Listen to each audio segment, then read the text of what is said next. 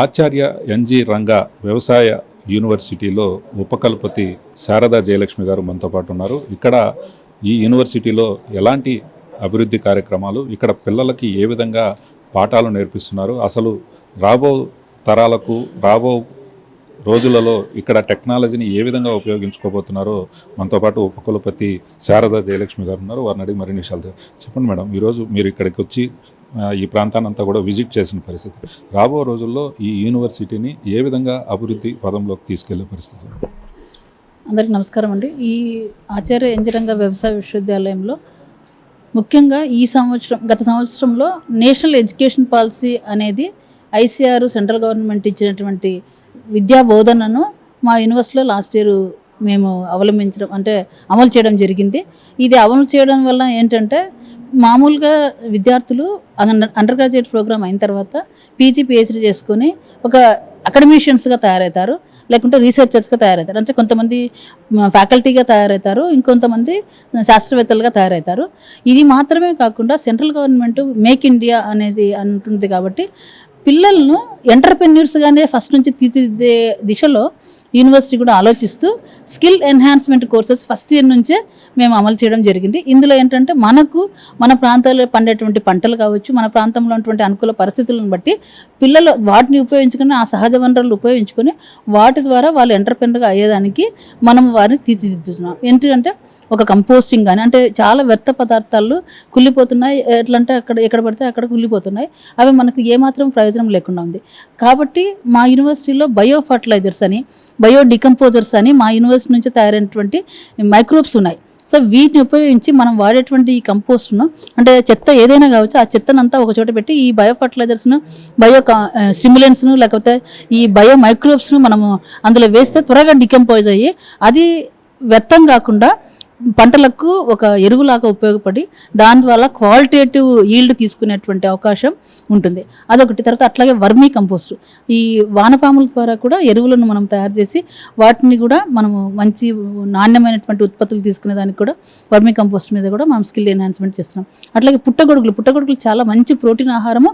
మన ప్రాంతానికి పాల పుట్టగొడుగులు, ఆయిస్టర్ పుట్టగొడుగులు బాగా వస్తాయి కాబట్టి దాంట్లో కూడా మనము విద్యార్థులకు ట్రైనింగ్ ఇస్తూ మష్రూమ్ ప్రొడక్షన్ గురించి, మష్రూమ్ మార్కెటింగ్ గురించి కూడా మనము స్కిల్ ఎన్హాన్స్మెంట్ మనము నేర్పిస్తున్నాం.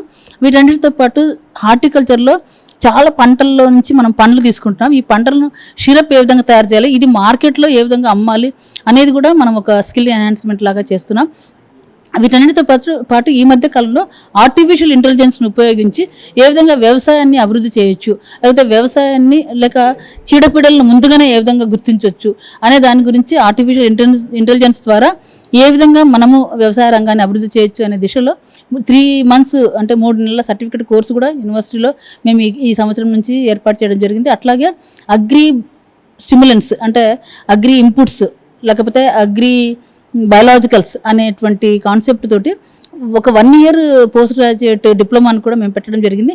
అంటే బీఎస్సీ అగ్రికల్చర్ అయిపోయిన తర్వాత, లేక హార్టికల్చర్ అయిపోయిన తర్వాత, అగ్రికల్చర్ ఇంజనీరింగ్ చదివిన తర్వాత వాళ్ళు వెంటనే ఇండస్ట్రీకి వెళ్ళక ముందు అసలు ఒక ఎంటర్‌ప్రెన్యూర్‌గా అగ్రి బయాలజికల్స్ను తయారు చేసేది నేర్పించడానికి ఒక 1 year డిప్లొమా కోర్సును పెట్టడం జరిగింది.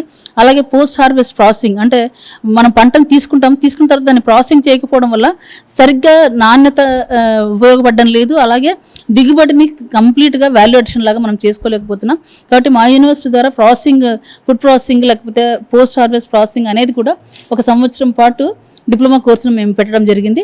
ఇవి ఎనీ గ్రాడ్యుయేట్, అంటే బీఎస్ అగ్రికల్చర్ కానీ, హార్టికల్చర్ కానీ, వెటనరీ కానీ, ఫిషరీస్ కానీ, వీళ్ళందరూ, ఎందుకంటే చేపలు కానీ, మాంసం కానీ మనము వాల్యూ అడిషన్ ఏ విధంగా చేయొచ్చు అనేటువంటి ప్రాసెసింగ్ గురించి ఈ యొక్క 1 year డిప్లొమాలో మేము నేర్పించదలుచుకున్నాం. ఈ సంవత్సరం నుంచి అది అమలు చేసినాం. మేము అది ఈ 2-3 వారాల్లోనే అది ఇంప్లిమెంట్ చేయడం జరుగుతుంది. అలాగే ప్రతి కాలేజీలో స్కిల్ ఎన్హాన్స్మెంట్ కోర్సెస్తో పాటు ఎక్స్పీరియన్షియల్ లెర్నింగ్ ప్రోగ్రామ్, అంటే ఒక స్కిల్ను వాళ్ళు ఎంటర్‌ప్రెన్యూర్‌గా ఏ విధంగా తయారు చేసుకోవాలి, ఆ స్కిల్ నేర్చుకొని దాంట్లో నుంచి వాళ్ళ సొంత కాళ్ళ మీద నిలబడేటట్టు, ఎవరి ఉద్యోగం ఇవ్వకపోయినా కూడా వాళ్ళ యొక్క సొంత కాళ్ళ మీద నిలబడి ఒక ఎంటర్ప్రైజ్ పెట్టుకొని ఎంటర్‌ప్రెన్యూర్‌గా మార్కెట్ను కూడా వాళ్ళు సత్తాలోకి తీసుకొని, మార్కెట్ను కూడా చేసుకొని వాళ్ళ యొక్క ప్రోడక్ట్ ద్వారా అభివృద్ధి పొందాలనే దిశలో కూడా skill enhancement, experience learning programmes చేస్తున్నాం. వీటితో పాటు పోస్ట్ గ్రాడ్యుయేషన్, డాక్టరల్ డిగ్రీస్లో కూడా ప్రతి సబ్జెక్ట్లో మంచి నాణ్యమైనటువంటి విద్యాబోధన చేస్తున్నాం. విద్యార్థులు నేషనల్ లెవెల్లో ఎక్కడైనా కూడా వాళ్ళు వెళ్ళి చదువుకునే దానికి కూడా అవకాశం లభిస్తుంది.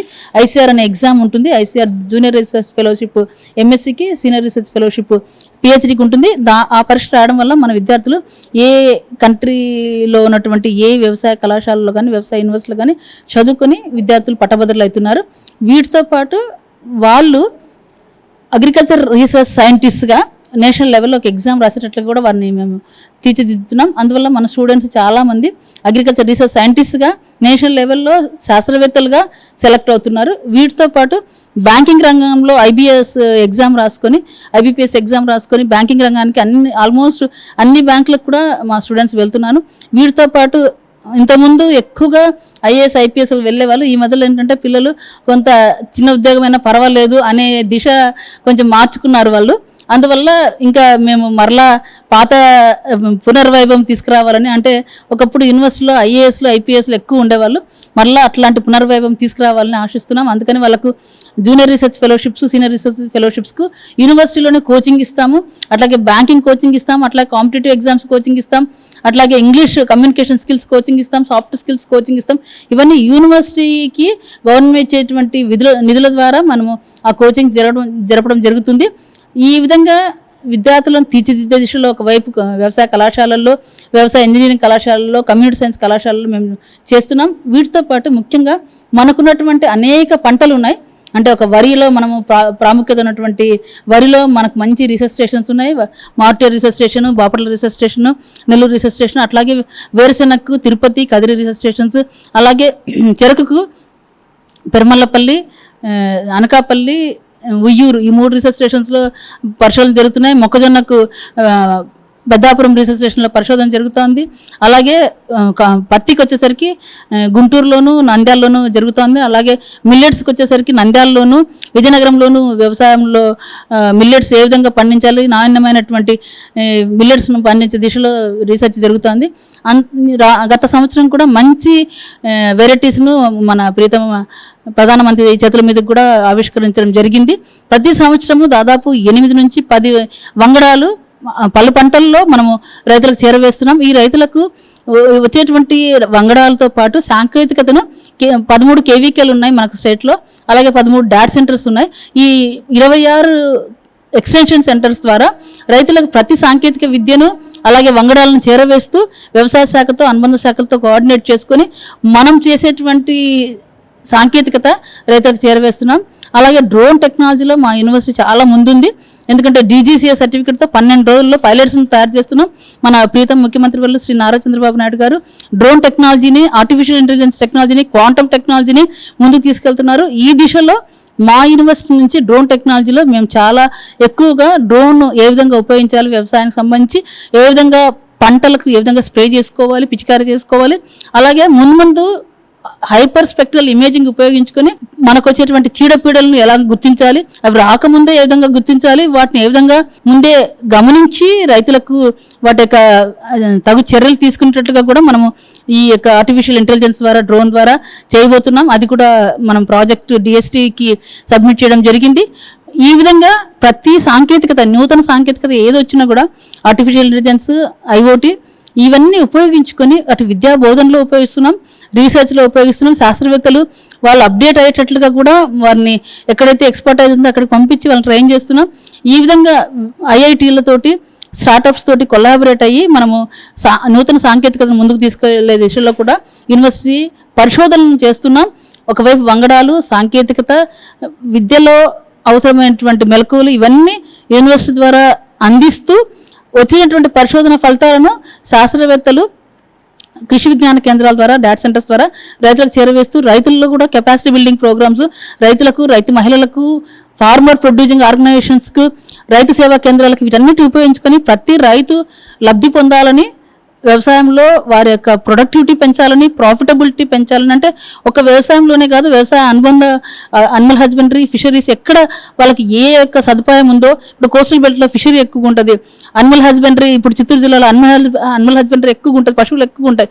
ఇట్లా ఎక్కడ ఏ విధమైనటువంటి వారి వనరులు ఉన్నాయో వారి యొక్క వనరులను ఉపయోగించుకొని వాళ్ళ ప్రొడక్టివిటీ పెంచుకోవడము, అలాగే ప్రాఫిటబిలిటీ పెంచుకోవడము, రైతులు లబ్ధి పొందే దిశలో ఆచార్య ఎన్జి రంగా వ్యవసాయ విశ్వవిద్యాలయం కృషి చేస్తుంది. ఇది రైతుల కోసం ఉన్నటువంటి యూనివర్సిటీ కాబట్టి రైతుల సేవలోనే ముందుకు పోతున్నాం. ఇప్పటికే అక్రిప్ సెంటర్స్ మనకు ఇంతకుముందు క్రాప్ బేస్డ్గా ఉన్నటువంటి అక్రిప్ సెంటర్సే కాకుండా చాలా అక్రిప్ సెంటర్స్ కూడా మనం తీసుకొస్తున్నాం. ఐసీఆర్ కానీ, సెంట్రల్ గవర్నమెంట్ కానీ, స్టేట్ గవర్నమెంట్ కానీ మనకు ఎంతో దోహదం చేస్తూ మనల్ని ముందుకు తీసుకెళ్తాం. ప్రపంచవ్యాప్తంగా ఇప్పుడు ఏఐ టెక్నాలజీని వినియోగిస్తున్నారు. ఇప్పుడు మన యూనివర్సిటీలో ఎప్పటి నుంచి ఆ టెక్నాలజీ ఉపయోగించే పరిస్థితి ఉంది?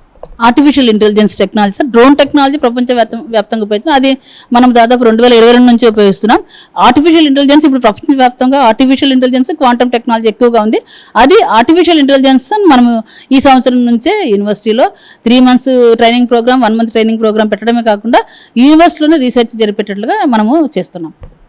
ఏదైతే యూనివర్సిటీలో డ్రోన్ టెక్నాలజీ అలాగే ఏఐ టెక్నాలజీతో కూడా రాబో తరాలు అంటే రైతులు ఇప్పుడు ఏదైతే పంటలు పండిస్తున్నారో ఆ పంటలు వారికి గిట్టుబాటు ధరలు వచ్చే విధంగా వారు పంటలు బాగా పండించుకునే విధంగా ఈ యూనివర్సిటీలో చదువుతున్న విద్యార్థులు కావచ్చు, లేకపోతే వీరంతా కూడా కృషి చేస్తున్నారు. రాబో రోజుల్లో రైతాంగాన్ని మరింత బలోపేతం చేసే విధంగా వారు ఆర్థికంగా నిలదొక్కునే విధంగా ఈ యూనివర్సిటీ పరిశోధనలు చేస్తూనే ఉంటుందనే నన్ను కూడా ఉపకులపతి శారదా జయలక్ష్మి గారు చెప్తున్న పరిస్థితి. వీడియో జర్నలిస్ట్ భాస్కర్తో రమణ కుమార్, మెగా 9 టీవీ.